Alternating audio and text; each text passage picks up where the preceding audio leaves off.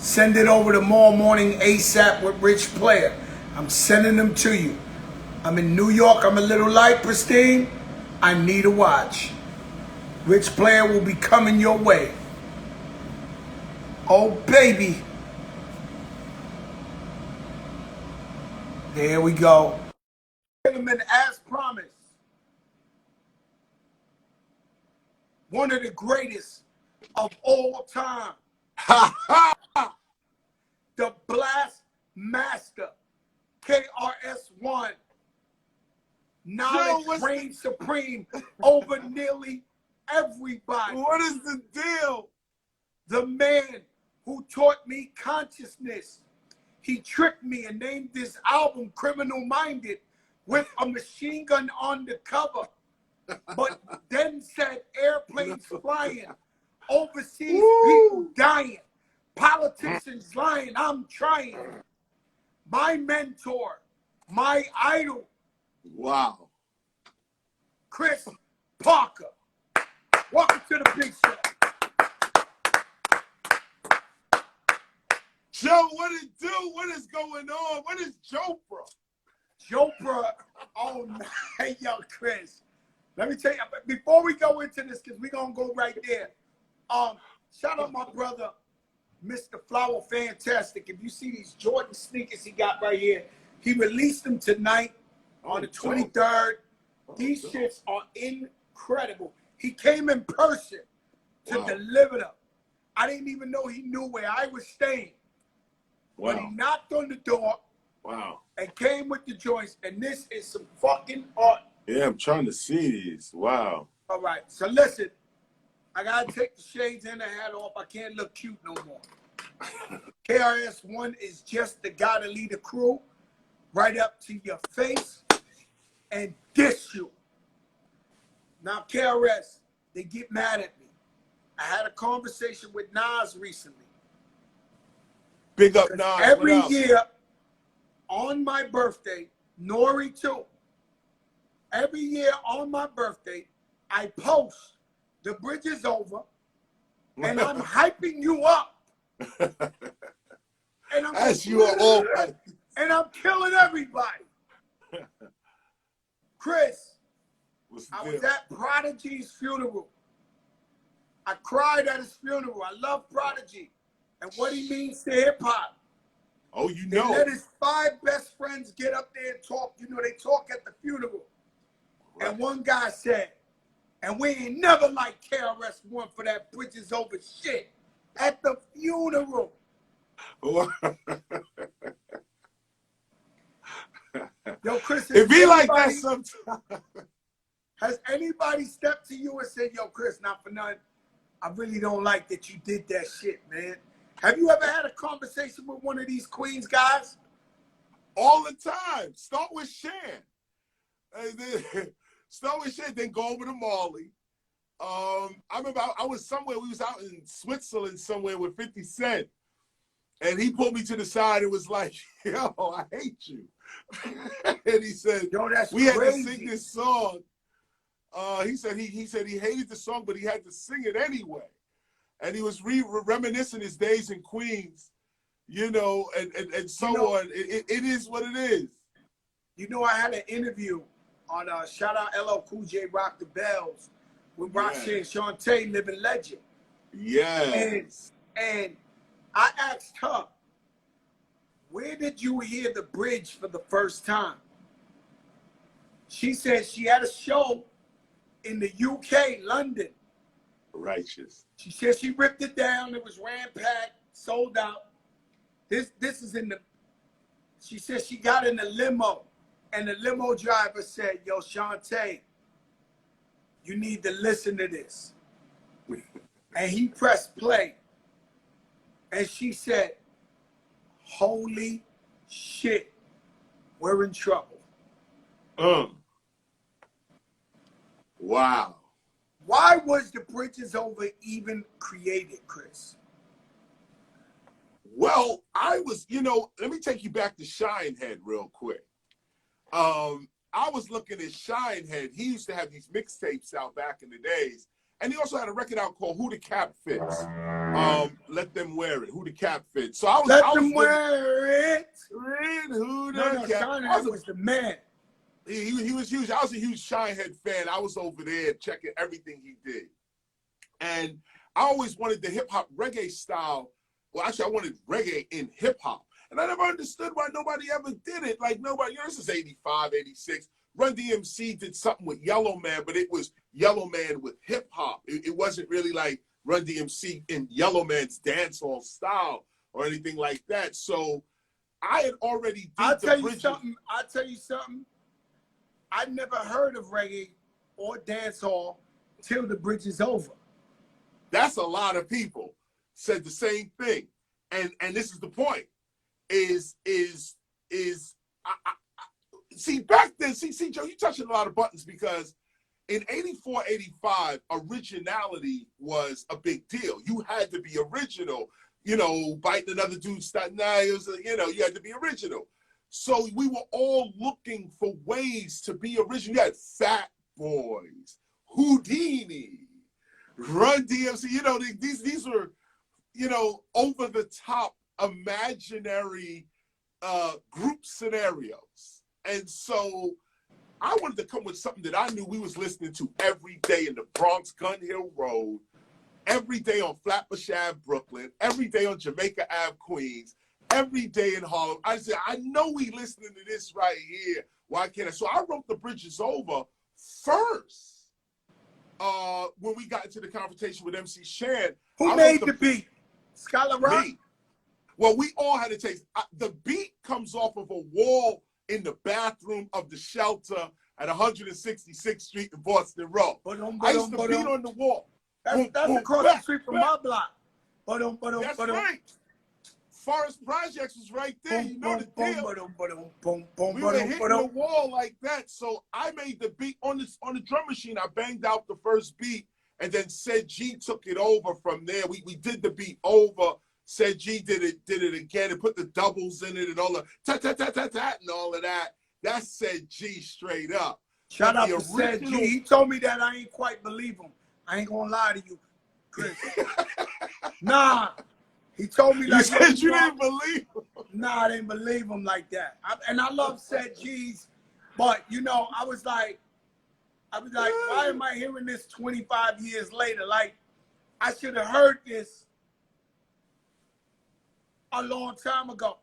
Now, Chris, what made you? Was it? Let's be honest. Was it what we call now? And you can ask your daughter what this means. A clout chaser? Was you clout chasing them, or you really had a deliberate problem with MC Shan? It was both. Let me admit right now that it was both. Mr. Magic and the Juice Crew was the shit. This was the crew to be with. If you was a dude like me, like I'm spitting raw in the street, we trying to get on, ain't nobody putting nobody on. It's Mr. Magic. You got to go there. So we originally went to Mr. Magic with our demo to be in the Juice Crew. So Magic disses us, and that starts the battle. Because he said, basically, and I'm paraphrasing, basically that the Juice Crew, what they're doing is what's dope and happening, and my little conscious records and trying to stop the violence, that was not it. So he played us, and that's what I had. I had elementary, advanced, and the lyrics to My Philosophy on another beat. And we took that to him, and he was like, nah, this is whack, and we're not really dealing with it. So then the battle started. So in one breath, I can't front and say that, no, we wanted to be down with them. Let's get that clear. We wanted to be down with the Juice Crew. We wanted to be down with all of the hot. This is a joke for a moment. This is a joke for a moment. I don't think I ever heard you say you wanted to be down with them. We wanted so they were the powers to be. Then they dissed you, and so you said, I'm gonna go for the king, MC Shan, the leader. Well, Shan wasn't really the king. Shantae was the queen.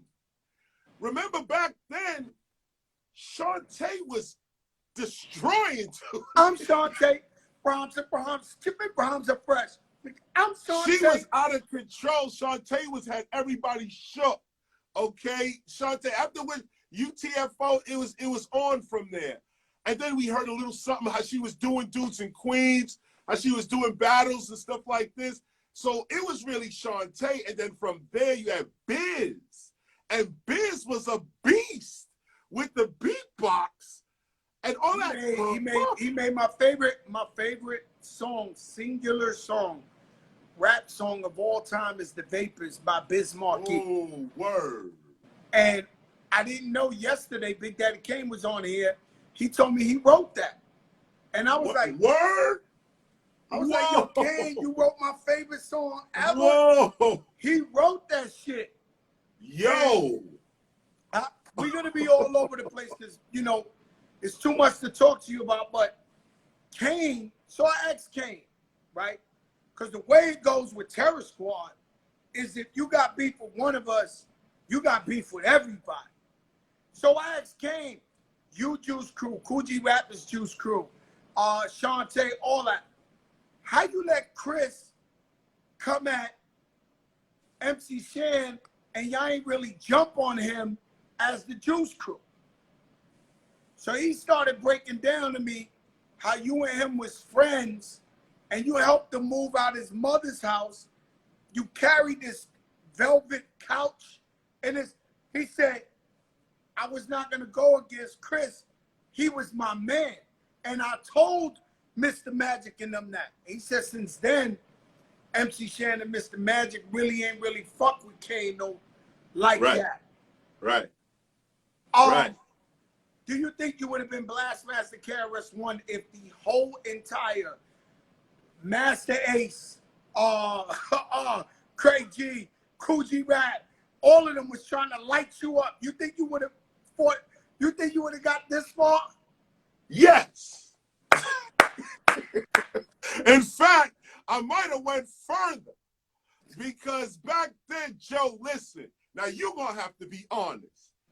When we first started BDP, first of all, wait a minute. Hold up. You see this? This right here? You see this? Just as a reminder. I don't know, maybe some dudes forgot. I don't know what it is, but let me just show it one more time. Okay, see that? I got a little, let me get the light out the way right there. Okay, see that? Okay. Now, these dudes here are the first time real street dudes picked up the mic and started talking. Now, the Juice Crew, for me, I always, first of all, Shan is my dog. I mean, Shan is my dog, but Kane was my man first. And me and Kane was in Brooklyn. And what it was I lived on Clarendon and Avenue D in Brooklyn. Kane was like 2 blocks up. And he was moving out the crib, had nobody to help him move out the crib. We moved everything, not just the couch. We had equipment, all types of stuff we was moving with Kane. So Kane was trying to get on as well. And we were part of a group of neighborhood MCs that were just really just battling each other and trying to make a name for ourselves in the Bronx, in Brooklyn, in Harlem. We'd all meet at Latin Quarters, you know, all this type of stuff. Wow. So actually, it wasn't even Latin Quarters, and I'm sorry, it was the Roxy. Let me get this right. It was the Roxy back in the days. So Kane was my man, no doubt. And I know that just out of MCing, Kane would have definitely stepped up. But the way the Juice Crew was treating him at the time, I don't think Kane really wanted to even stick his neck out. That's what he's telling me, but he told me yesterday, later on, that he always wanted to smoke with you. Yes. He told me that everybody wants him to go up against Rakim, not in the verses, but in a real battle. And he said, Rakim's the GOAT, but he don't think Rakim is a battle rapper. He always wanted to battle against you. Right. Kane's always saying that.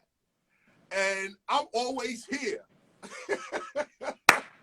Kane always saying that. Yo, I think it's going to be you. We've been talking this same shit for 25 years, okay? Look, I gets down, okay? I eat, sleep, and breathe this shit, okay? So, you know, it would be great. I mean, I'll tell you the truth. if I was to get with anybody as well, it have to be somebody I respect. And Kane definitely gets the respect. Well, you but know, on the versus battle, I don't know why they keep bringing up KRS LL Cool J. On I've been looking at all the comments on Twitter, and do you think that's the right battle, LL Cool J? Well, you know you're both my idols. You know that. I don't know. I don't know. I might have to poke your other idol over there. Because personally, Joe, I don't think anybody is stepping to me. Okay, let me start right there. I don't think anybody's stepping to me, and I'm not saying that arrogantly. I just know who I am, and I know what it is. When it comes to that mic game, and it comes to that right there, now look, I might not be able to cook. I might not be able to drive a cab. I might not be a mathematician. But when you say, yo, let's get on that mic and let's move this crowd, or let's have this battle, or whatever it is, I'm not the one you want to fuck with. This is not where you come. This is not where you go. This is a detour. Detour. That's what this is. Because Chris, if you don't follow the detour, there will be reconstruction on your entire career. So I hope dudes is doing their homework and going back. I mean, look, this is what history is all about. Go back, do the homework, take a listen. Those that don't want to go back, you can check me online right now. You can leave us right now. Go check some of my live shows. You see my freestyle. If you think you're going to rock with KRS, let's go. And that goes for any motherfucker out there. Really. Oh, my God. Yo, Chris, listen. That's why you're my idol. But listen. Would you do a versus with LL Cool J? I of course, but I think the verses, let me be clear with the verses. They just songs. They're not battles. They're not. It's song for song. Song for song, celebration of rap. It ain't battle. I don't think LL would survive. My shit is thorough, Joe. I ain't bragging. I'm not bragging, and I'm not being arrogant. I don't think he would survive. I got 25 albums, G. I don't think he survived. Yo, Chris. James Star Smith, you heard it first here. This is a Joker moment. This is the big show. KRS1 in a beautiful celebration of life. And called you out for the verses. He has called you out. LL Cool J is my idol, and you are my idol. And you know I told you this since the first day I ever met you. I said, listen, Chris, you my idol, but I love LL too. I explained that to you, and you respected that. I remember one year I had my birthday at the Fever. No doubt. And Puffy was there, Biggie, everybody. And you was destroying the place. And LL came in about 3 in the morning while you was on stage. And the crowd was going crazy because realistically, we never really seen LL Cool J in the hood in our life. Right. So I had met him like a week before, and I invited him. And I said, yo, come, but he showed up. And I remember when he showed up, that was when Flavor in Your Ear was the hottest beat in the world. And when he showed up, you looked at me and you smiled, and you passed him the mic. And then he said, yo, throw that Craig Mack shit on. He kicked the freestyle. Never heard him kick before. That's right. But for me, looking up to y'all being my idols, I couldn't believe I had both of y'all on the same stage in the Bronx at the same time. It was crazy. I wouldn't know what to do watching y'all in the versus battle. I would probably die. I would need like one of them straight jackets. Like, I just for me, right? How many albums? I mean, but how would you do that? Because song for song, he plays 20 records, you play 20 records. But 20 records is just criminal minded, and by all means necessary. That's 20 records. Yeah, but it got to be the biggest 20 records. Snoop Dogg is a museum, a walking institution. He picked 20 records. You got to pick 20 records, Chris. right? So whichever ones you think are most impactful. So you would come with what we call cultural moments. Your songs would be cultural moments. And I guess LL will have to come with the girl records, the big hit crossover records. You know what I'm saying? So Styles. And I'm trying to say, so what determines the winner of the battle then? Nobody really determines the winner of the battle, but sooner or later, you know if somebody gets their ass whipped. Of course. So yesterday, everybody in New York City says DMX won. I think they're delusional. It's okay.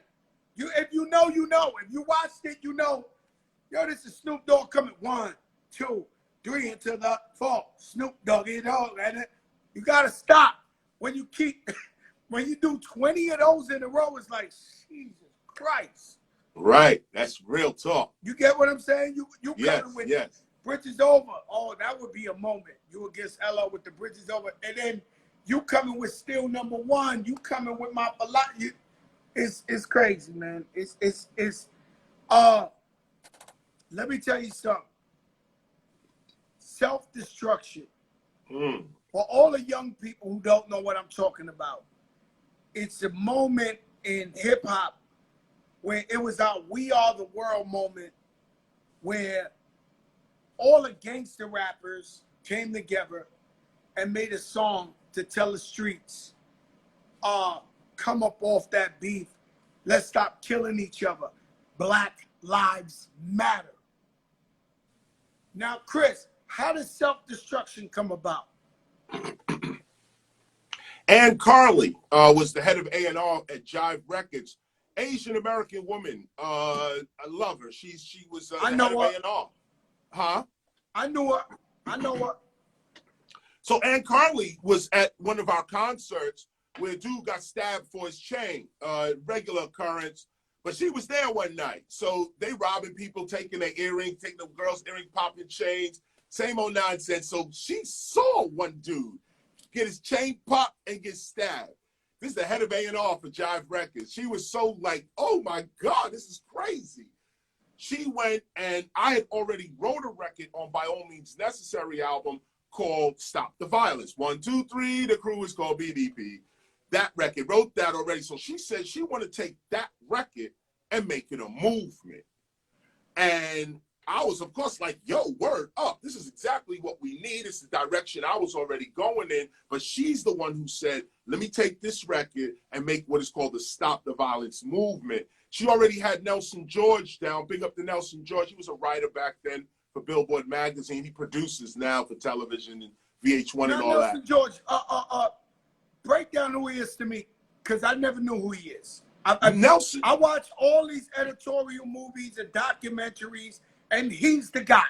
If anything goes on in hip-hop, they go get this guy to talk. I want to know what gives him the validation, what gives him the authenticity that he's able to talk about critical hip-hop moments, because can you break it down to me? And no disrespect to Nelson George. None, no disrespect. Nelson George is the man. But your question is so real because, to be honest, the quick answer is that he doesn't have any credibility or authority. Let's just cut right to the chase with it. Ain't nobody got no goddamn credibility except you and me, Joe. That's it. Okay? And if you ain't made a record, now look, and I say this, of course, because Nelson's my man as well. You probably have him. No, I got love for Nelson George, too. But I just wanted to know, they always got a guy, right? This what I'm saying. Say you're watching the ID channel, they always got that guy with that voice. No doubt. If you're watching any hip-hop explosion, and I'm not taking nothing away from him, but they always go to this guy. Right. And I've met him a bunch of times, and he's a cool guy. But I'm thinking, you being the teacher, you knew something I ain't know. Look, the media world is its own world.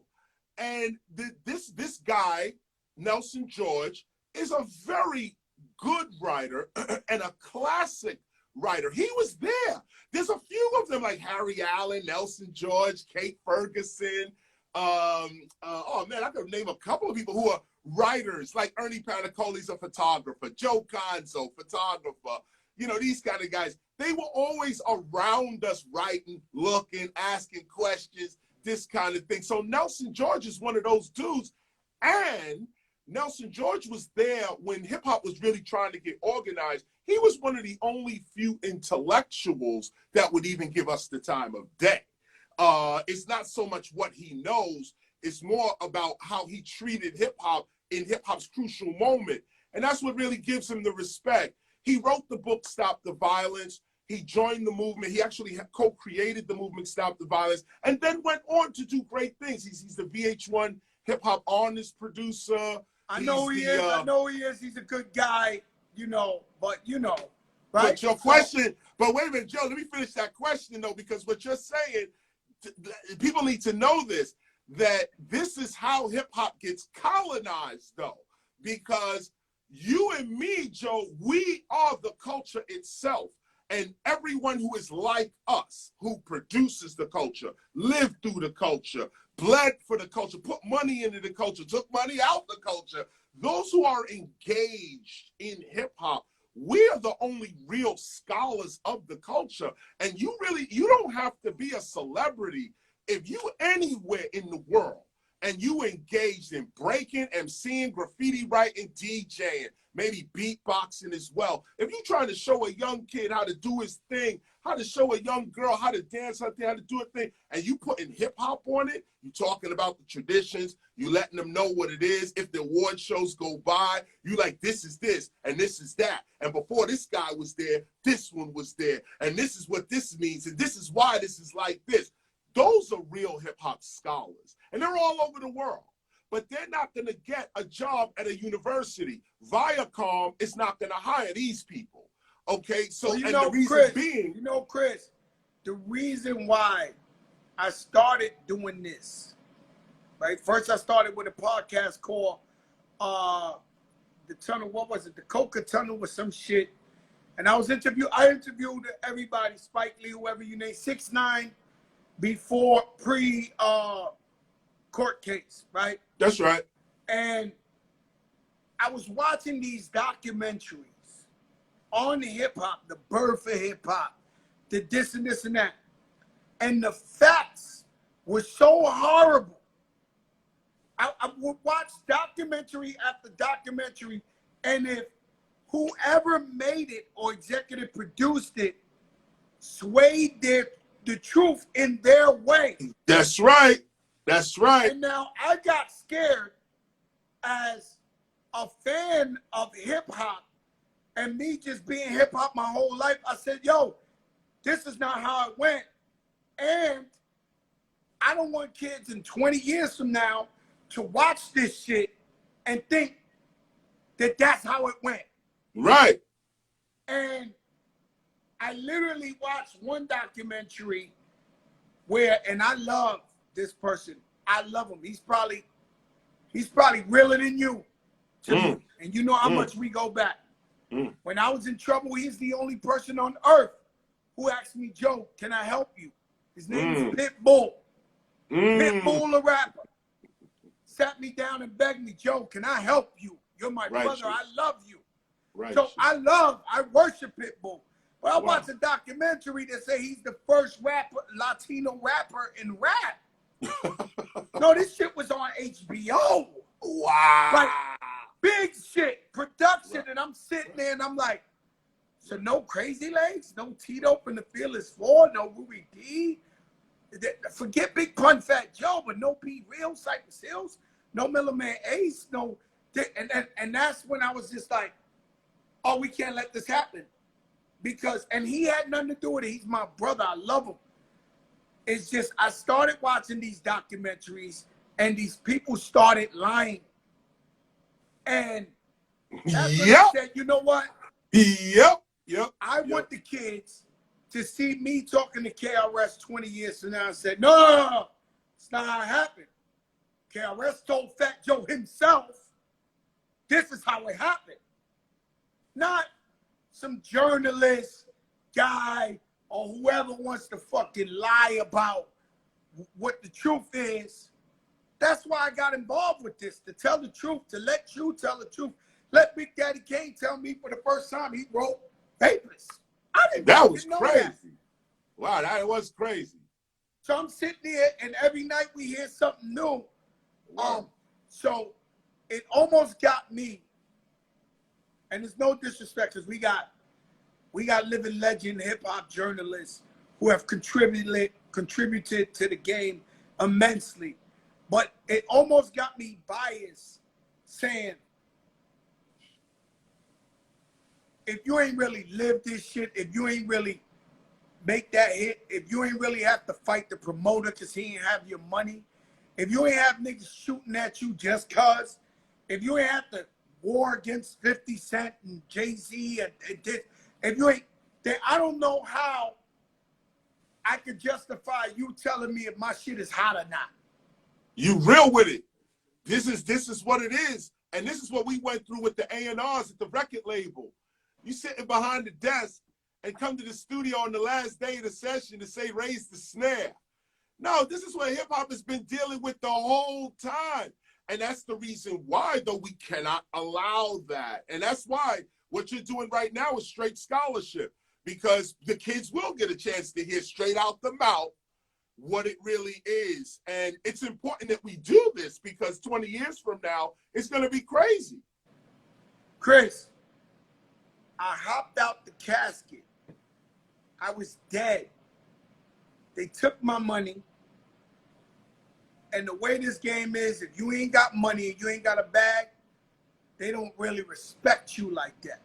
And so I threw a Frisbee out of the world, called All the Way Up with my sister Remy Ma. And the shit went #1 and brought us all the way back. From hell, right? And you know, because you're a Leo like me, you know me. I'm not even surprised if you say to yourself, I know Joey was coming with that. No. You know I'm not fucking stopping. Right. We different. Right. We are different. You knew, okay, Joey, all right, Joey. Back, I remember one time I picked you up, I had the Phantom and this and that, and I'm picking up my Idol, and you look at you like, yo, Joe, man, you saving money? Like, you saving money, Joe? I was like, I'm balling. You know, I'm always balling. I'm like, yo, Chris, I'm good. But you don't anticipate shit. But why I'm telling you this story is. That was in Miami. Yes. One of my mentors, Steve Rifkin, says, Joe, you have been summoned. Right? You have been summoned. I can't say the name because this is maybe, I'm not talking about no regular guy. I'm talking about a guy who owns 90% of whatever record is played in hip hop now. Wow. He said, yo, this guy wants to see you, Joe. So I'm not going to disrespect him. I go with Steve, sit down. The man tells me, this All the Way Up is killing. And I done been through hell. And I said, well, you know what? I took this meeting out of respect for you. But me signing with you when All the Way Up is already #1, that would be like me winning the championship and giving you the belt. What? I don't need that. I'm good. I appreciate you want to do business, but I'm cool. And no disrespect to the whole entire industry, but this is what a lot of these guys do. They get lucky. They sign 30 people. One girl becomes Lady Gaga or Rihanna, and they stand in the picture like they discovered. They make the music. They the man. I hate that shit, Chris. They didn't make a beat. They didn't do. They got lucky, and they stand there like they're the man. Like they made it. You're lucky to be in the picture with them. That's right. This is crazy to me. Listen, you know my middle finger been up since 1986. Fuck them all. That's the motto. I keep trying to teach my kids that. This is what the issue is that the minute you think they are valuable, you devalue yourself. And what you just said, like All the Way Up, come on, why would you even think about signing with somebody who's like, you know, and you know what's so wild is that we did take those deals. Back in the days, we had to take these deals. We had to, you know, nobody was offering us nothing. And you got over, okay? You got over. I was young. I was 20. I was 22. I was 25. You got over. You got me. Now, 20 years later, you want to still offer me the same deal. And that's the part that I get a little peeved over. These companies and so on, you know, they still think they can buy your rights and own you and all that. And I'm like, dude, we're in the 21st century right now. Like I tell you this, and I'm coming for your interview as well, but we're doing the Criminal Minded documentary, okay? We finally got our act together, and we're going to put together the Criminal Minded documentary. And it's actually, you know, a series. We're going to roll it all the way out, series, everything. We're exposing everything, Joe. The stories are crazy. You already know. And I got one story with you in particular, which is so dope. I brought it up with Larry Gold the other day. Me and Larry Gold talking. He said, what was Joe doing? You was throwing a party, a Stop the Violence party. Joe came in, pulled the gat out, cleared the whole place out. Then he came to Simone a day later. It's like Simone. We was like, yo, Joe. And his name was like, this was part of our own crew. This is us. This is all of us in here, and this is SOBs. Joe pulls a gun out, clears the whole place. We were standing there, the five of us. The place was rammed. We were standing there, the five of us. And I just, look, what was your take on that side? What was your side of that story? Yo, Chris, I was crazy, man. Like, I can't lie to you. I was crazy. You know, shout out. We know that. Puff Daddy, baby mom's Misa. She said she met me one day, and the very next day she was at some jam, and I was stabbing a guy, and I looked at her, I was like, oh, hi, Misa, and like, wait, you said, don't stop. Yo, Chris, she said, I could not believe I hung out with you. You were the sweetest guy in the world. And then I see you doing this, and you stopped and said in a nice guy voice, hi, Nisa. And like, yo, Chris, I was crazy. Steve Green tells me a story. He said the first time he came to a New York club, some dude came flying down the stairs, like, boom, boom, boom, boom, boom, boom, boom. And he looked at the top, and it was me on top of the stairs, like, man, I told you, motherfucker. No.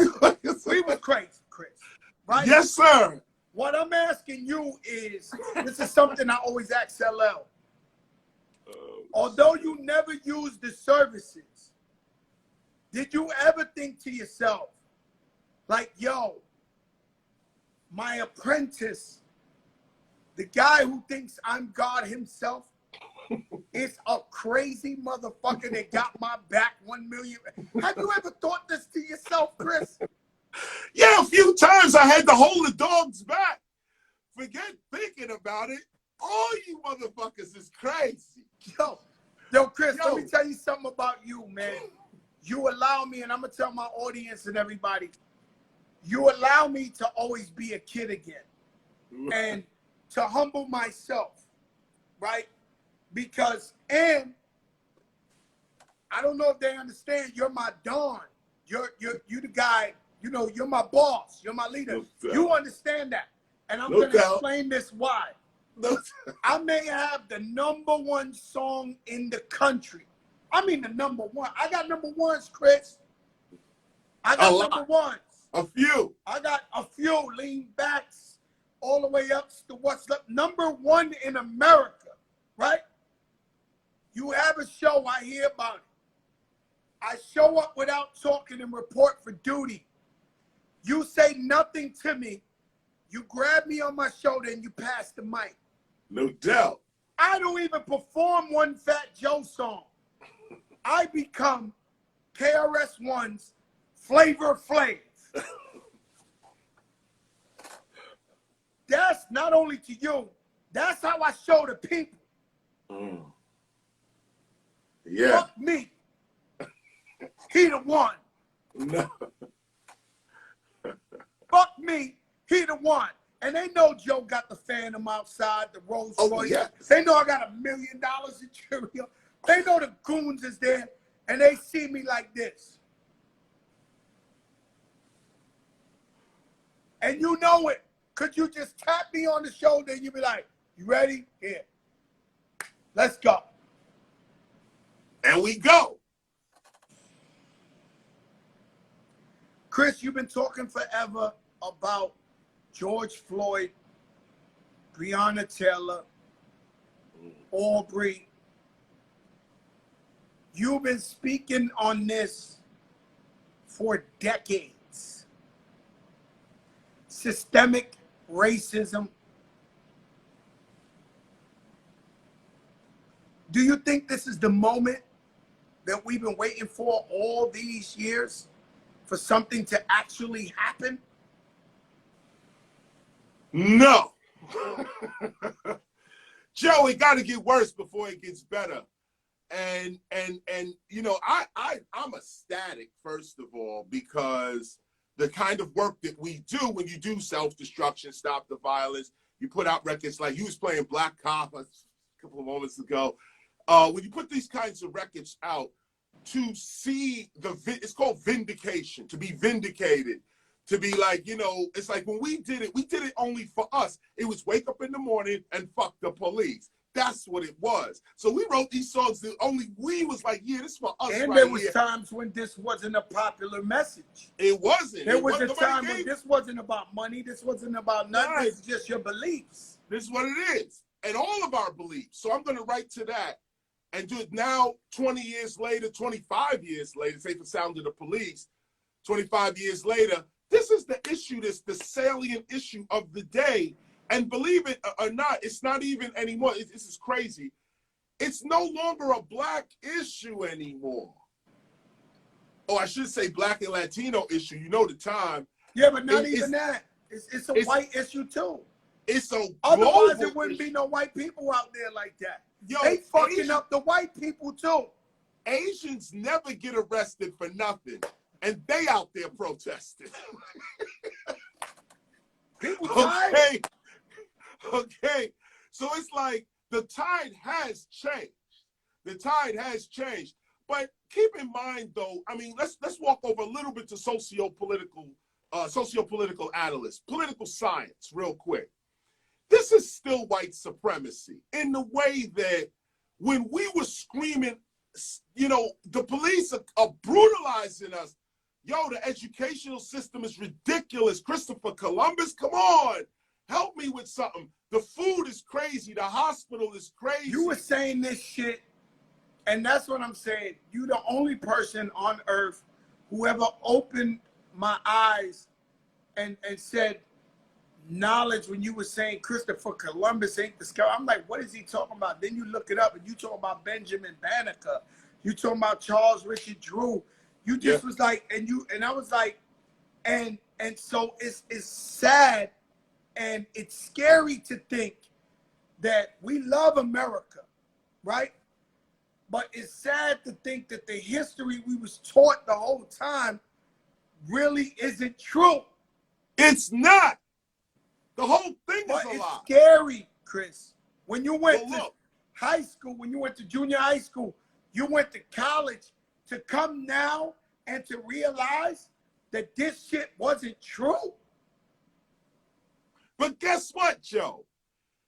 This is the best time because the truth cannot be changed or manipulated. It's the truth. But a lie, now that you know that the whole thing is a lie, you could do anything. Like right now, you could do anything because you realize that what you was told is a fantasy. So forget getting to the truth right now. Did you ever feel like you was going crazy to yourself? You say what? Crazy, like a mental breakdown.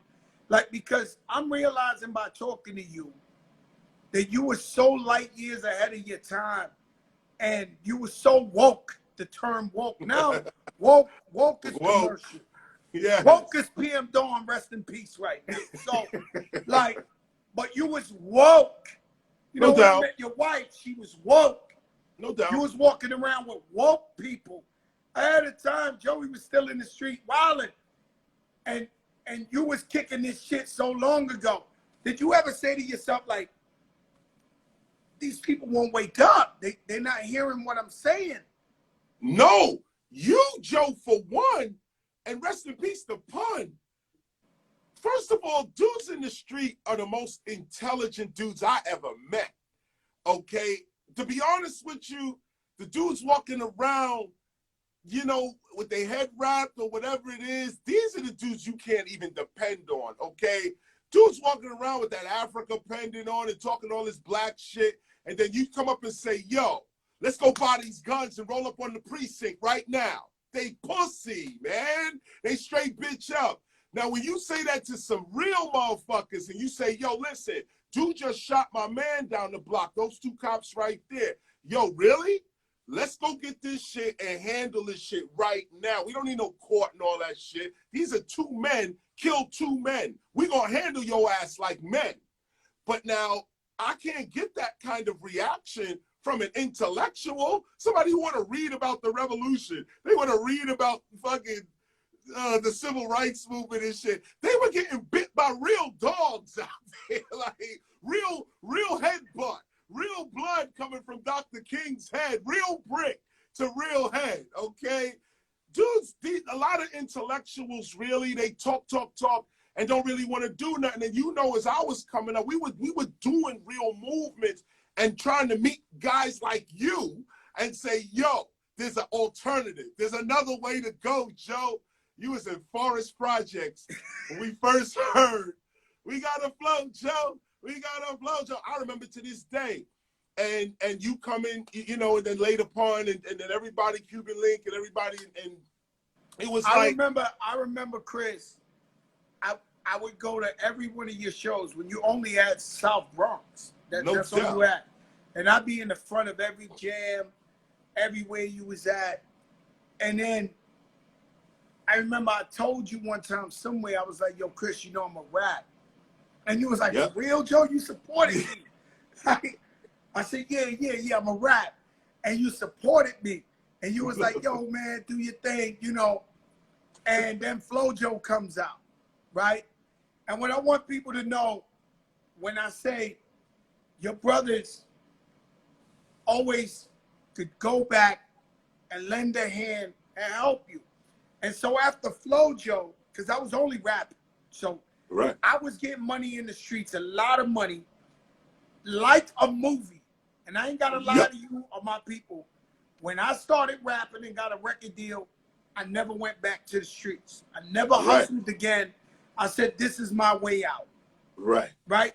Yep. So I had to take the good with the bad. So Flojo goes out, I'm making a couple of dollars. Then it's like a year and a half, 2 years old, and I'm not making money like that. And I remember you said, yo, Joe, I want to come by, pick you up for dinner. And we went for dinner. And you was like, yo, Joe, how you doing, man? You got any money? You this and that? And I told you the truth. I said, yo, man, it's hard. And you said, well, you know what? I want you to come on tour with me. You hype me up, and you do Flojo in the show. And I made a couple of dollars with you. You didn't know what that felt like to me, because I never bite the hand that feeds me. Mm. You get what I'm saying, Chris? No and it doubt. came at such a time when you said, let me help you. I don't know if that's a Leo thing. I'm not into astrology, but I'm loyal to the people that helped me make $1. I'll never forget them. You understand? And you did that for me. You did too much for me. You know, I'm probably, the only reason I'm alive is because of you. And LL Cool J, you made me feel like I could be something. KRS1, who is in your top 5 MCs ever? KRS, Blastmaster, The Teacher, KRS1, and Knowledge Reigns Supreme. I think those dudes is hot. Hey, yo, but Chris, besides yourself, I should have said. Besides yourself. I never say Fat Joe. I say besides Fat Joe whenever I ask people, who are your top 5 that inspired you? Oh, that's a different question. Let's go back to Melly Mel. When I heard the message, that toned me right there. That said that's what I was gonna be about, the message. And then Melly Mel was just a dope MC to begin with, Down with the Furious 5, all of that. Shaka Khan, I want to rock you, Shaka Khan. That's all I want to do. Broken White glass lines everywhere. Oh no, it was crazy. He was talking that shit. Crazy. Rainbow. And White Lines, remember White Lines? Crazy. The beat, that bass. What? That yo, all that when I was young, that was it for me. I used to play that. I learned how to break dance to Happy Birthday. I remember break dancing on the cardboard and my grandmother and grandfather looking at me like I was crazy. It was like my sister's birthday and we spinning on the, and they looking at me like, what the fuck are these kids doing? Straight up. So you got Melly Mel. Okay, go over to Kumo D. Kumo D was a major. Kumo D was a major influence on me. The Treacherous 3, really, but Kumo D. Lights, camera, roller, Kumo D, action. Come on. Woo! Crazy. Okay, Kumo D on that. I'm growing up with this. This is what it was. Let me also shout the greatest group of all time, Run DMC. It's not a one group, say greatest, like, you know, I guess we're talking about solo MCs, but I got to shout, I don't know how to break Run DMC up because, I mean, today we just say the name Run DMC, but back when in 1983, when Sucker MCs first came out, and when Rockbox, nobody, you cannot front, okay? Run DMC changed the way you thought about hip hop. They just changed. Let me explain something to you. I was at a talent show in junior high school, and everybody was dancing to Lights, Camera, Mola, Kumo D, action. Sure. Right? And just Furious 5, all that, the talent show. I was in the talent show in my school. It might have been 500, 1,000 students, kids. 3 girls came out, and they threw on that Sucker MCs. Everybody in that audience, not because of them dancing, when we heard that beat drop, everybody looked at each other like this. What? We knew it was a new day in hip hop. Yep. One play. We knew it was a new day in hip hop. One play. I watched 1,000 kids from the Bronx go like this. Ooh. This shit, same thing with Bridges Over. I'll tell you about Bridges Over. Oh, yeah. I love you. I didn't think you had a chance because I thought the Juice Crew was going to collide on you. And they had a monopoly. They had they did. Only playing they shit. They had a monopoly, right? That's right. So I love South Bronx. I felt the pride. We went crazy. But I was like, to myself, there's no way this guy's going to win against the almighty Juice Crew. And you know I was in the streets. So I would pull up to the Apollo and see MC Shan in the wide body Benz, and then Big Daddy Kane wide body Benz, and Roxanne Shante in the Gucci truck. And niggas had chains down to here. It was too much. So I was like, how could this one guy with the Bob Marley t-shirt beat these guys? Sleeping on the train. Right? So I'm listening to the Walkman, and Red Alert says, coming right back with KRS1's answer to MC Shan. And when that shit came on, ba-doom-da-doom-da-doom, boom, boom, boom, ba-doom, ba-doom, boom, boom, ba-doom, ba-doom, boom, boom, ba-doom, ba-doom, boom. What? The bridge is over. The bridge is over. Put it up. The bridge is over. The bridge is over. Hey, hey. Let me tell you something, Chris. That Fat Joe had a Walkman on so nobody else could hear me. I ran so fast through my projects. I was running like on a treadmill. Screaming, ah! He did it! He did it! I was screaming in the video, oh my, because we had never heard that. That was like that Run DMC Sucker MCs. It was a moment when you never heard that. Now we had biters in that time, and sometimes when I listen to these young kids, and I don't want to sound like a UFO or an alien. A lot of the, how do these people sound the same? Like, how do, like, and they're doing the sound, how 10 guys are rapping like this, the same sound? Like, are people born like that? Like, so, so if DMX is the man, he go, get at me, dog. And all of a sudden we hear 20 guys, and they got that voice. That's biting, right? I love DMX. That's it right there. Arr, arr. Oh no, he was crazy. X is gonna give it to you. He's gonna get nah. He's a warlord. He's a warlord. No doubt. I'll tell you a crazy DMX story. It's a true story and it happened many years ago. Me, Big Pun, really Big Pun and DMX had a show in Brooklyn. Thousands of people there. DMX already had stopped, shut him down, open up shop. Pun was already double platinum. We stopped at the gas station and started talking to DMX. Some dude walked in and DMX said, 1 second. He walks up to the guy and robs the guy in the gas station, sticks him up. While we just left an arena with thousands of people screaming his name. And so fucking crazy.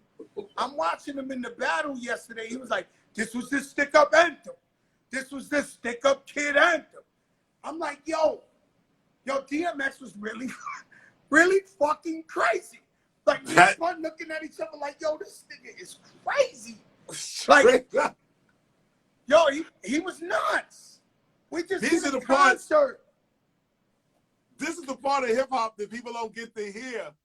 And they get that story you said, that this guy, it comes out that Pitbull is the thing. And it's a shame because if you knew that, you might even approach yourself differently. If you know the real history of hip-hop and what it's really like behind the scenes, who dude's really hard, what it was really all about. I remember DMX straight up. You gave me 3. Melly Mel. Kumo D. Kumo D. And you said Run DMC is all one. It's all one. I want to put Run DMC at all one. Shinehead. Throw him in there. He had a major influence. No, Shinehead, Video Music Box, shout out Ralph McDaniels, another one of my mentors that I love. He used to play Shinehead all the time on Video All the Music time. Box.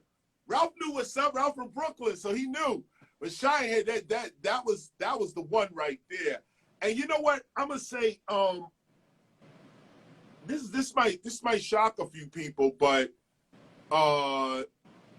there's well, you say people that influenced me. That's about it. What I was thinking of was later in life, there were other MCs like Naughty by Nature, Tretch Vin, people like Lord Finesse, move over to the West Coast, Razkaz, people like this. I was in situations, let me also throw Busta Rhymes in there too. I was in situations where they helped me to hone my craft a little more, where I was looking like there's certain things like there's shows where you look at a show and hone your craft on the show. Then there's these individual moments where you're like, no, that was skill right there. or you know a MC just messed up, but he did it so slick that only you knew, and the crowd just kept going. You like, yo, that's skill right there. Or like this, people like say Lord Finesse, for instance. When I was coming up, Lord Finesse, the Funky Child, this was my dude right here, my go-to dude. That like I would look at and be like, am I doing this shit right? Let me make sure I'm doing it right by Lord and make you Finesse. sharpen your skills. Even though he listened to you and you influenced him, he made you sharpen your skills. That's what happened to me. We put out Flojo. Flojo #1 in the country, but Flojo was bust it, check it, watch how I wreck it. And then Nas came out the next year with Sneaker Uzi on the island in the line, and on my Uzi Giant John and Hot Man Have Amazing. Nas in it, and I'm listening to Illmatic like, yo, my career is over because it's a new day. Like, oh, Illmatic was a new goddamn I was like, day. it's a new day. But I listened to it so much, and because I told you, because of how we are, I knew I had to get better and study people like him so I could step my game up, you know, and even though I was out already, I was like, listen, if I do some shit, that if my shit ain't fucking with that, right, then we out of here. Then we out of here. And see, that's why my top 5 change every 10 years. Yeah, really, it changes all the time. I look at top 5s almost like politicians. A politician said some shit 3 years ago, 10 years ago. You want to hold them to the shit. Right. No, man, hip-hop changed. Top 5 changed. I might feel good today. I might not feel good tomorrow. Right. I'm Democrat on Monday, Republican on Wednesday. Remy and Pat Poose do not talk top 5 in their house. Because they fight. Not physically, but you know what it is. She don't want to hear that shit. She'll throw somebody in there that got some big hits. She'll fuck around and say this week, I don't know, but let's just say Travis Scott. All right. He'll be like, yo, Travis Scott over Coogee Rap? Oh, fuck. Yo, and then I'll be like in the middle like, yo. She'll be like, this is why I don't play this top 5 game, Joe. I don't play this top 5 game because this guy's crazy. Right. So everybody got that's why I say everybody has their own top 5, man. And that's what made hip-hop so beautiful, where you could stay in front of the building or stay in the hallway and argue who's better than who. And we've been so diverse. So hip-hop in itself, I think there's something you taught me. It's like we're our own religion. Yeah. And we never, and it's something you definitely never did, right? And shout out to Bam Bada. You always embrace any race that love hip hop and that you felt their heart was pure. I seen you with more Puerto Ricans than black guys, including Fat Joe. No real shit. No doubt. I see you with Asians. I see you with white guys. Whoever's pure and real, you never seen a color like that. Oh, no doubt. No doubt. And real is the only true color. Huh? Real is the only true color. That's the only true color you should be looking for is real. And you know what? Just on that 5th, can I just say this? And not because you sitting here, but I'm going to go ahead and I'm going to say pun. I'm going to say pun, and I would put you in there too, Joe. Let me say this too, for everybody listening as well. I'm not just saying this because I'm talking to Joe and he asked me for my top 5, so I'm going to say Joe. No. I have incidents. I have recordings. Okay, let me come here, okay? Big pun in terms of people who I looked at and was like, is my shit right by a certain MC? Pun, we always saw Pun. Pun was always there. There's Pun right there, okay?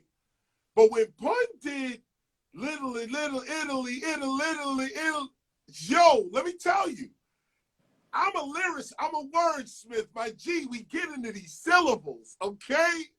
What Pun did with that set him so high on the MC ladder. He didn't have to say nothing else. That lyric, there's certain lyrics in hip hop that changed the game. I fought him. People like to rewrite history. People don't really know they weren't there. Yo, Chris, I fought him to put that in that song. That was a joke to him. That was a joke. He would say it back in the back of the act. What? Then in the middle, like a joke, like a riddle. And I said, you know, Pun, if you say that in this song, it will blow people's minds. He's like, that shit is black. That shit is a joke, Joe. That's just, I said, yo, Pun, you will kill the game if you say that. And I can't take no credit because he wrote it, he did whatever. But let me tell you something. I fought him to leave that in the record, and thank God he put it in there. Because that's where he got all his quotables from, and everybody's like, deep in the middle, little. Yo, that if anybody out there want to learn how to rap, okay, I would start your ass right there. That right, in terms of syllable cadence, if you want to do DOS Effect style, if you want to do KRS's style, if you want to do Busta, anybody that's flipping syllables like this Pun kind of put everybody together and said, this is how you do it. And I looked at that and was like, yo, and that's not the only thing. Let me go further with Pun real quick. So we on tour. Y'all go on stage before me. I forgot where we was. We always somewhere, but it was a big stage. And Pun seemed like he was at his biggest, okay? And it was you and Pun up there, place rammed, and y'all went, I was going to go on 2 acts later. No, actually, I was going on next. That's why I was standing there. That's right. I was there. Y'all ripped this shit so hard. Now, look, this is KRS, okay? I already know what we do to clubs. I'm sitting on the side, like, I'm bumping, like, yo, listen. I'm telling the breakers. I'm like, listen, these 2 fucking boricuas up here, this shit is going to be a problem. And it was so crazy because Pun was big. He was at his biggest, and he's running back and forth the stage. He's stopping in the middle, giving it to you like this. Little, not missing a beat. I'm like, yo, this dude has got to be 400 pounds. Like, he's up there running back. I turned to my crew. I said, you see this? Do you see this? Okay? We can't be on stage with no walking around, looking and shit. Joe like this. Crowd like this. You taught us this, Chris. You taught us this. Pun is giving, yo, let me tell you this. This is my last piece on Pun. Pun, I know you hear us. Listen to this. Remember when Pun fell on Simone? In the Bronx? That's what I was waiting for. Big Pun fell off the stage and fell on Chris's wife, Simone. I thought she was dead, Chris. He fell off stage and he got back up and kept performing. But I'm like, yo, Simone, are you okay? Like, are you alive? Pun fell straight off the stage. Simone was filming him. He fell right on her, and they both hit the ground. And Simone was like, he felt like a big pillow. Yo, that's crazy, though, man. Yo, I give it the Pun. I'll give it the Pun. Pun is in the top 5 in KRS's list. Wow. And this is the reason why. And not just because you hear Joe, but let's just pay attention to this man's flow. And anybody out there got a problem with this, I tell you, go back and listen to Punisher's work, his album, especially the stuff that Punisher did with other people. His lyrics or his guest appearances. That's when you really gonna hear Pun on them guest appearances. You know what, man? You taught us that. And we never looked at everybody as competition, but we really did. And so like Pun, say the record I had John Blaze. He forced me to get Nas on John Blaze. because he wanted the world to see that he was incredibly gifted and nice, and he did all that. Even if I studied, I was still shit on you. So that, like, he was, oh, now you don't know, you done fucked up, right? Ha! You ain't got no wins in mi casa, que te pasa? You ain't even in my class. I hate a rapper who plays an actor. I'm Terror Squad Beta Kappa, everybody's favorite rapper. Yo. I don't know what's better than that. And said the rhyme that Punch said. He said, I come back, if I die, I come back as an angel, snatch your halo. Like, he was like, you know, the guy, he's too much. He was too much. He was too much. You know, Chris, he would fall asleep. Like, he had, like, sleep apnea or something, right? Right. And he would wake up and grab a pen and a paper and write down the whole song he dreamed about. Wow. On the book. This guy was like, and like you said, my father was born a baker. You know, some people born accountants. Some people, he was born an MC. Straight up. Like he was just born. Jay-Z was born an MC. You was born an MC. Eminem was born an MC. Yep. There is no other profession. That's a 5 right there. That's a 5 right there. You know, last week, which is crazy, I get a phone call from Kanye West. Yeah. And he's looking for your number. Yeah. And when you type in KRS1 on my phone, it's like 10,000 KRS1 numbers. KRS Cali, KRS Bronx, KRS Atlanta, KRS Arizona, KRS overseas, KRS Queen Elizabeth, because you used to take the boats. KRS, it's so much shit. KRS on my phone. The only accurate way to get you is through my wife, through Simone. Yes, indeed. It's the only way. And shout out Kid Capri, because I called him. I said, yo, kid, I really need Chris's number because this is real important. I didn't want to tell him Kanye West is looking for KRS1. And I thought it was amazing. He was looking for you to ask you for your permission because his mother had did like a tribute to you. He got in touch with you because he hit me back and said, yo, I got him, good looking. So I felt stupid because everybody thinks if anybody got KRS's number, it's Fat Joe. Right? No, I'm being honest. So I was like, damn, I couldn't give it to Kanye, you know, because I love Kanye. Well, and so how did you feel when you heard his mother reciting your lyrics? Man, first of all, that's the one thing that'll calm a Leo down in a minute. Okay, moms? Okay, first of all, let's start right there. This is moms, my G. Okay, this is moms first and foremost. And she was obviously somewhere, a lecture, church event, something. She was in front of a group of people and felt the need to say these lyrics. She had a little MC skills as well. The way she said it, she didn't just read it. She said it with the sarcasm that you're supposed to say those lyrics with. And she said it like that. I was blown away, man. I was really like it just, again, it was a vindication because the same week that Kanye finally got in touch with me and basically asked me for my blessing is what he called it. He said, if I can have your blessing on this record right here. So, of course, I heard the record. I was like, wow, this is crazy. I even spit a verse for him as well. I spit a 16 on that as well. Might be a little harsh, but I spit a 16. I said, look, whatever you want to do with it. But it is what it is. And when his moms did that, I said, wow, you know, first of all, it's mom. Second of all, she did it poetically. Third of all, she's deceased, which makes her the ancestors talking.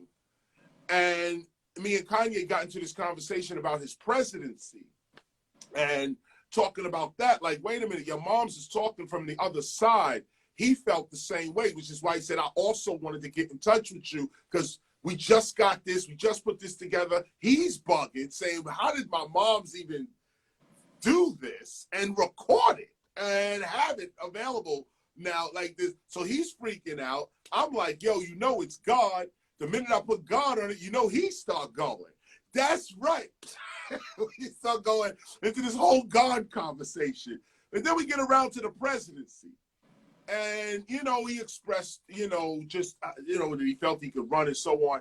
My thing was that you've always heard me talk about at some point in the future, a hip hopper is going to run for president. It is inevitable, whether it's Kanye, whether it's somebody else, it is inevitable that at some point in American history, someone is going to rise up and say, I listen to hip hop and I'm going to represent that group if I'm president. Whoever says that is not only going to win the presidency, they're going to win the world. Okay, they're going to win the whole globe. Okay, because the whole world is so sick of their government globally. Okay, no government is in good standing with the people. None. There's not one government on earth that can say, I got the respect of my people. Not one. Okay, the only urban government that got the respect of the world's people is hip hop. And when we realize that as hip hoppers, we're going to unite. And we're going to be like, you know what? We don't need you. We don't need you. We don't need you. And we don't want you. We're going to unite around our own principles, around our own laws, build our own courts, open our own schools. We don't need you. So in the meantime, before that come up, I said to Kanye, and we had this conversation, and I said, look, if you run, I definitely will support you, but I'm repping hip hop straight up. This is the reason why I would even want to think about being part of a presidential campaign. I'm not going to be no president because I'm not trying to play that game, but I can definitely advise a president. I can advise. Can you do me a favor? Can we end this? Could you slowly kick the verse a cappella that Kanye's mom's? She said, I'm trying to go because I could do the whole record. I know, but what I'm saying is, I want to hear.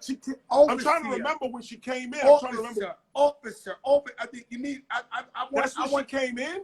No. She came in before that. But all right, so just say the verse. Like I need people to hear this verse without drums, without everything. They need to know. They need Here you go. Here you go. So here's a little truth. Open up your eyes while you're checking out the boom bap. Check the exercise. Take the word overseer like a sample. Repeat it very quickly in a crew. For example, overseer, overseer, overseer, overseer, officer, officer, officer, officer. Yeah, officer from overseer. You need a little clarity? Check the similarity. The overseer rode around the plantation. The officer is on patrol and not in the shot. The overseer could stop you what you're doing. The officer will pull you over just when he's pursuing. The overseer had the right to get ill. And if you fought back, the overseer had the right to kill. The officer got the right to arrest. And if you fight back, they put a hole in your chest. Whoop!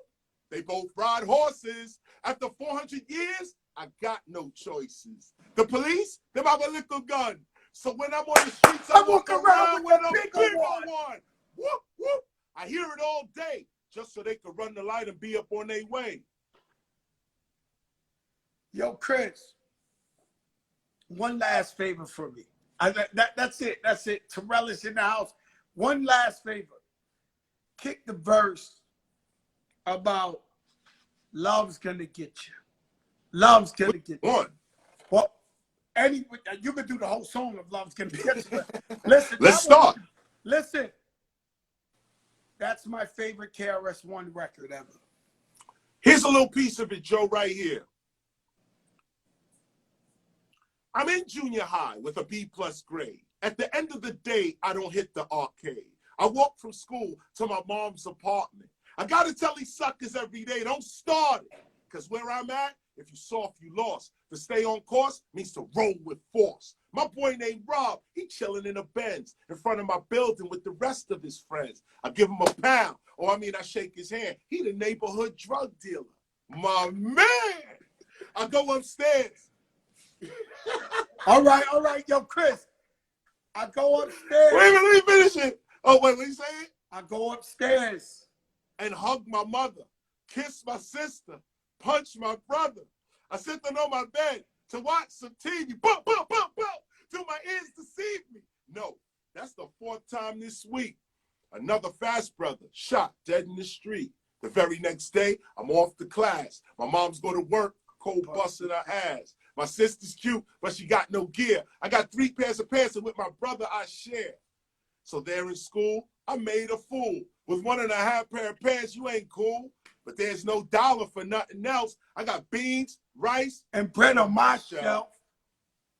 Every day I see my mother struggling. Now it's time, I've got to do something. Look for work, I get dissed like a jerk. I do odd jobs and come home like a slob. Here comes Rob, gold is shimmery. He gives me 200 for a quick delivery. I do it once, I do it twice. Now there's steak with the beans and rice. My mother's nervous, but she knows the deal. My sister's gear got sex appeal. My brother's my partner. We're getting paper. 3 months later, we run our own paper. My family's happy. Everything is new. Now tell me what the fuck am I supposed to do? Yo, Blastmaster KRS1, I love you, man. You're my idol. You saved my life. More than that, you're a friend. You're a mentor, someone I could always come to. I don't know how to express it in any other words, how much I love you, man, and everything you've done for me. We're getting older. COVID is out there. You look younger. So we got to take advantage of these moments. Yo, Joe, you look younger, dude. You look younger. Yeah, man, I know I'm sexy. I'm healthier now, Blast, man. You always told me, yo, be a vegan, eat yellowtail fish. Yo, Joe, drink more water. And I'm like, nah, Twinkies for me. But, yo, I'm healthy. I'm taking care of my health. I work out every day. I'm trying to be around. I love you, and I thank you. Thank you, Simone. Thank your kids, your daughter, for making this possible. No doubt. My daughter's 14 years old. Azariah, she's the executive producer of the Fat Joe Show. You already know. You know, I love you, Chris. Thank you so much. Love, Joe. You know, always you're in my heart. Respect. Thank you, my brother. I love this, Joe, bro. That's right, baby. This is the big show. Yo, Chris, I am punishing these guys, the competition. I know it's the truth. I know it's the truth. Yo, Chris, I am killing these people. Like, they want to jump off the roof. Like, I am destroyed. This is the big show. I went outside for 1 minute. I went to New York for a minute. You know, I own sneaker stores. I went there. As I'm rolling through the block, the whole hood is going big. The big.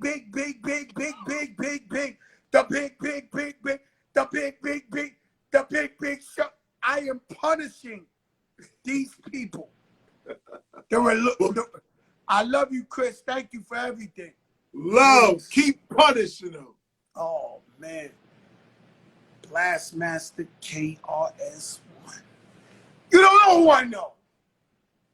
That is my idol, Ro Parrish. That is my mentor. He is the reason I rap. Taught me consciousness. When my money was low, he took me on tour with him so I could pay my rent and feed my kids. When I told him one time I was in trouble with the law, I'll tell you some shit I forgot to tell him. One time I thought I was in trouble with the law and it was going to be $300,000. It was a Fed case. All my friends was going to jail for RICO. He told me he paid for the lawyer.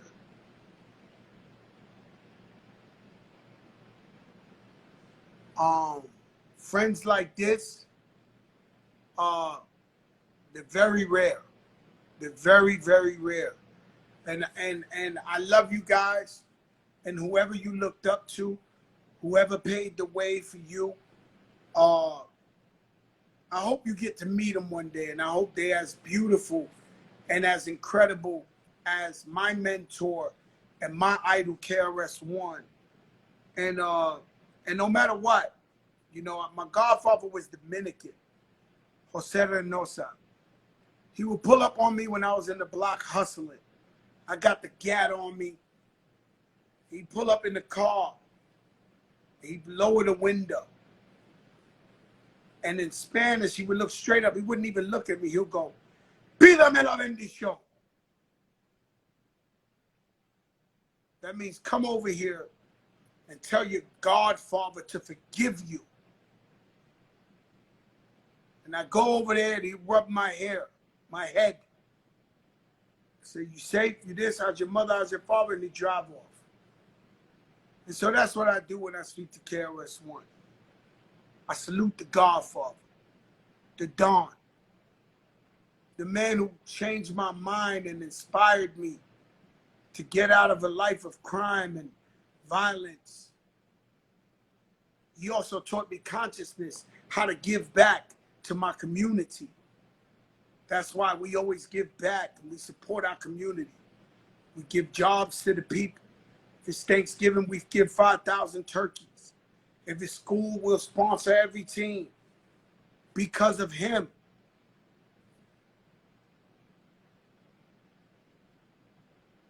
And it was an honor to speak to him today. His wife, Simone, she picks up my phone call no matter what time it is, anywhere. I love you guys. Tomorrow night, Floyd Mayweather Jr., the Money Team. We'll have an in-depth conversation. Put God first. I know this was a long one, but it actually was short because I could talk to Chris forever. You guys, you're very blessed. You're able to be a fly on the wall and hear stuff you wouldn't hear nowhere else. This is the Djaytiger Show. And I am the Forrest Gump of hip-hop. Yesterday, me and Big Daddy Kane talked about when Biggie said, "I got 7 Mac 11s." I was standing there. I am the Forrest Gump of hip-hop. Shout out Emmanuel Lewis. I got that rosemary cake today. Sugar-free. Peach cobbler. It was insane. Azzy, do you have the card, the rosemary? Listen, guys, tomorrow night, I'll see you at the big show. Walik, what's up? Hold up, you got the card?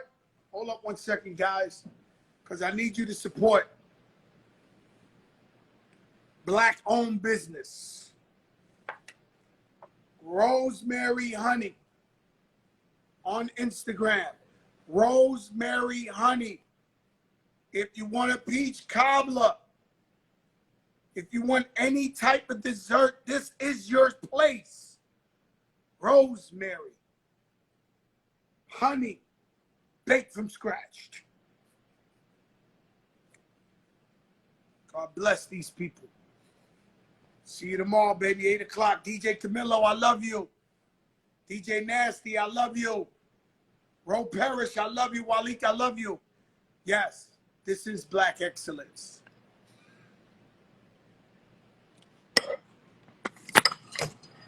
Watch.